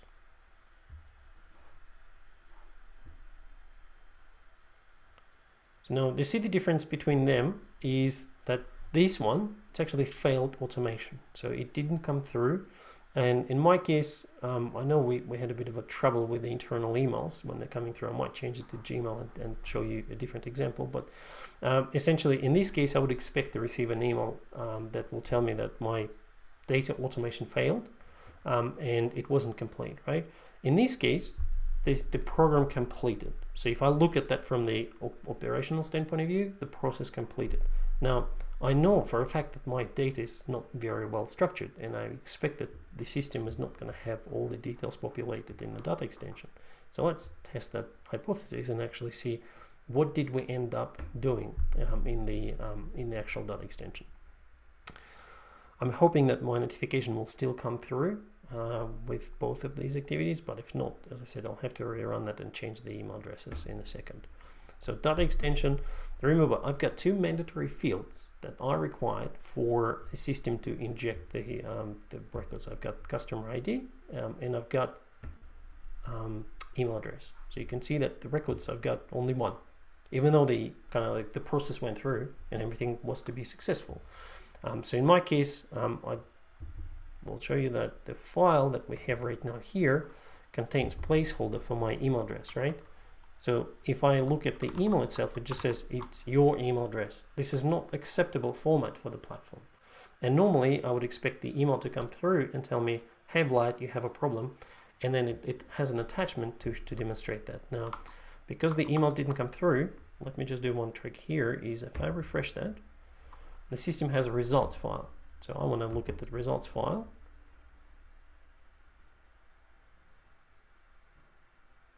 Okay. And I think I should be able to just open it up. There you go. The same way. So look at that. What it does, the exact same file would come to me in the email notification. That's one of the reasons why I tick the checkbox to say I want to have an email address in my import activities. So the platform tells me this is the raw number in the file. Okay, this is the error number that I can refer to, and basically it tells me what is the error code and error details. Even though it's text, it says it's invalid email address, and basically it tells me that the email address is not correct. The format for my email address is not correct. All right, so I knew that. I knew it for the fact at the very, very early start. So what I need to do is I need to fix my file. Now, the other common mistake could be, or error, that if you're configuring data extension and your field length are not sufficient. So another reason to see that it's not coming through is if you've got these field lengths, so truncation of data and so forth. Another option could be, as you guys asked before, date formats. If your date is a mandatory field, maybe a customer creation date, customer registration date, and you don't have it correctly specified in the file, again, you would see that file. So there is a limit. If your file is too big on the import and the report file is more than 20 meg, you're not going to have it attached to the email that comes up to you as a notification. So in this case, very similar to what I did just now, you have to go into the FTP, log in, and then pull out the result file, and you will get the summary of what went wrong. Okay, so keep in mind that, and that's why it's great to test with a smaller subset of data, because you don't really want to go into the full big explosion of, we've got a huge data set to test. You just need to ensure that at least it starts working. So what I will do now is I'm going to update my email address. I think I can do replace here, so I will do your email address, replace this. Which one do I want to go to?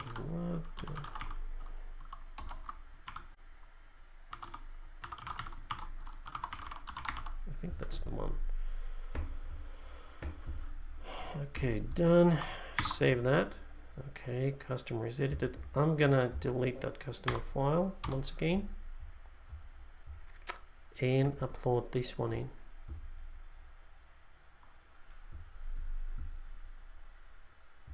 Okay, going back into Automation Studio.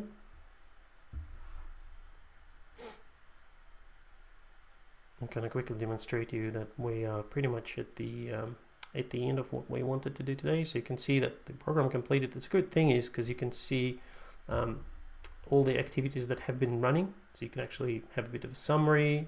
You can look into what programs have been run, successful, unsuccessful indications, and so forth. You can look for different types and styles and filtering and so forth. But in my case, I just want to run the same program. The good thing from that interface, I do have, when I hover over, there's run all activities, because I only have one. I'm just going to go with it. Don't have to go into the automation. I'll run that. And once that process completes, the only thing is switching to see it's running. It's still running.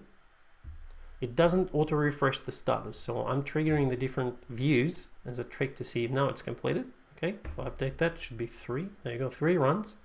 Very beautiful. And I'm going to go back into, saving myself a bit of a trouble, I'm just going to go back into the email studio. Remember, I've got this place to come through dot extensions, same way as a contact builder.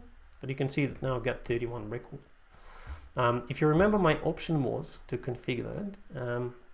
When I was doing the import was add update. So the very first one that I populated is that, but everything else is coming up through that. I'm kind of surprised to see that the date edit was not system populated. Okay, so that does happen. For some reason, I did have a glitch before in the past. Remember, I ticked the default daytime stamp and it didn't work. So I'll just change that here one more time and save that.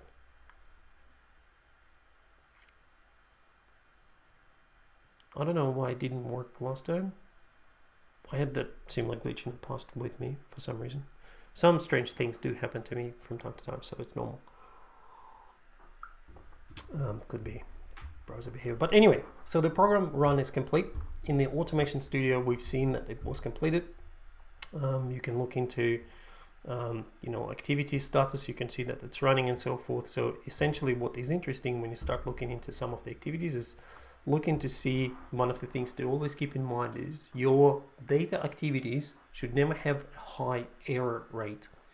It's like a very first health check, which relates back to data, and it's probably more like a bit of a going forward in the future, but that's something to kind of keep in mind, that we want to make sure that our activities, when it comes down to data, are always, or as much close as 99% of the time, on success rate.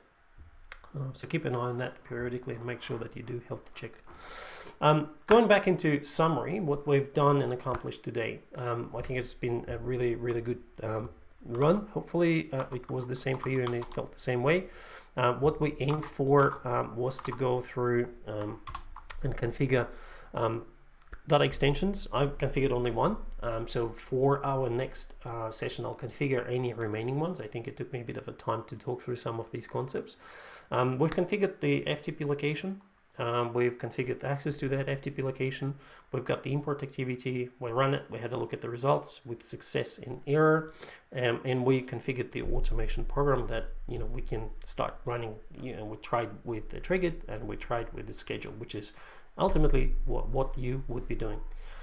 If you Kind of coming back to data activities and data design, one other step is configuring the data extension relationships.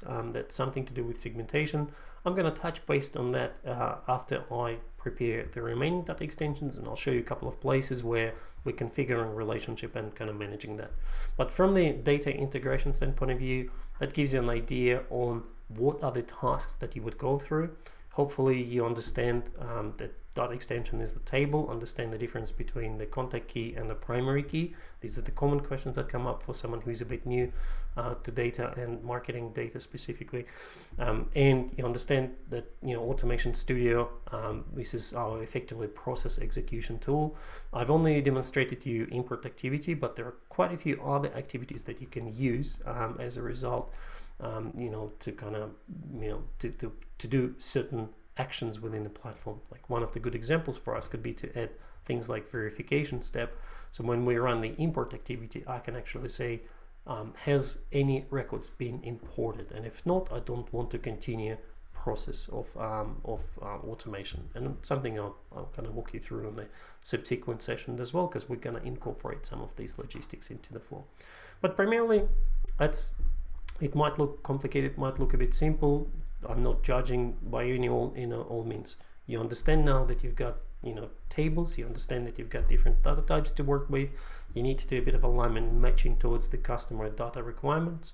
The flow is usually the files coming into FTP. We want to pick them up, import into the data extension. For that, you need activity, and then in order to orchestrate a program that executes multiple import activities, you need an automation program. So these are the steps that hopefully you take away from today.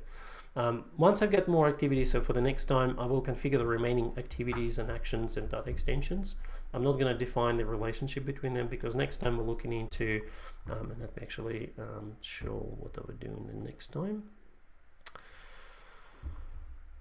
So next time we're going to be jumping up into, I think questions and feedback is a good one. So let me just kind of go. Yeah, we're doing content. So we're going to look into building up the email templates and building up some landing pages with some interesting sort of activities in them. And as a part of that, if we need to look into some additional sort of flows and scenarios that we'll look into.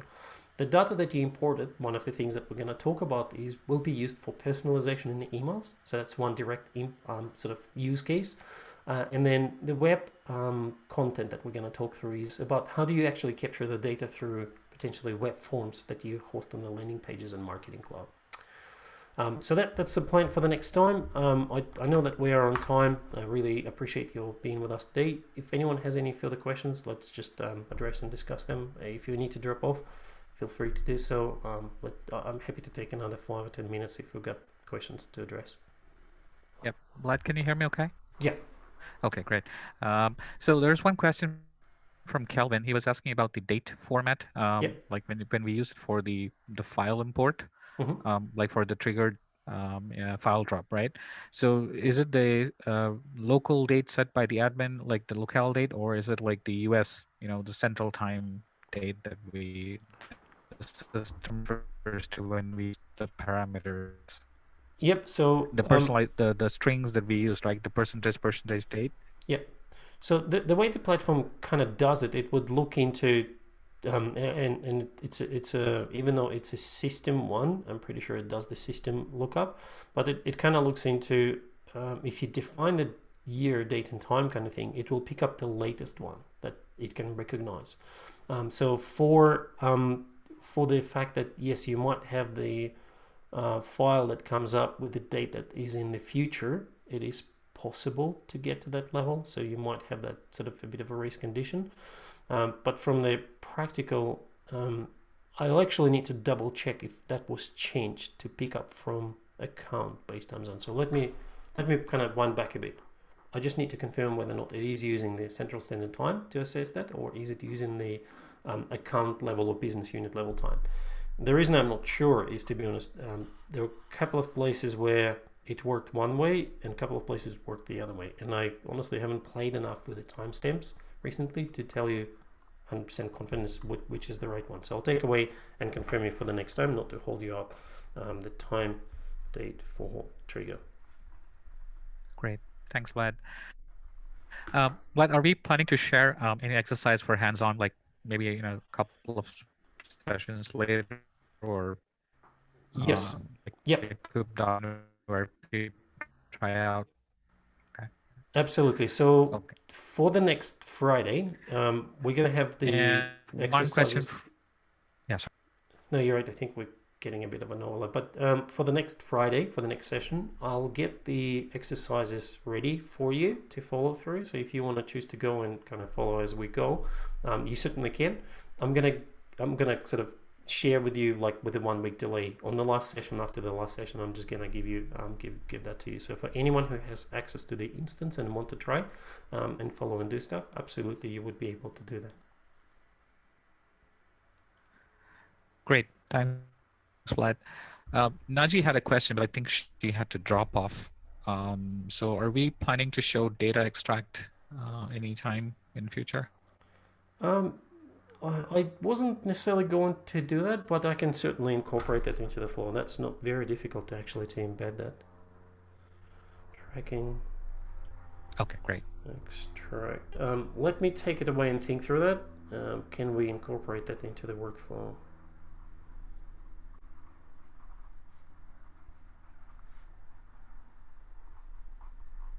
It's a pretty common scenario, so yeah, absolutely. Why not? I think it would make a good sense to look at that, how to configure it and set it up. Okay. Yep, that's all we had from questions. Okay, that's great. Well, thank you very much for having me today. If you do have some like any feedback, I'm more curious to kind of see through if it didn't work for you, if it was too fast, too slow, not deep enough, too deep enough. Let us know. Feel free to email me, ping us, however you want. It's just more like to get an idea how useful it was. But outside of that, next time, as I said, we're going to look into the email and web content configuration and setup and continue from there. So look forward to chatting with you next Friday. All right. Great. Thank you very much, Vlad. Take Thank you, care. team. Goodbye. Yeah.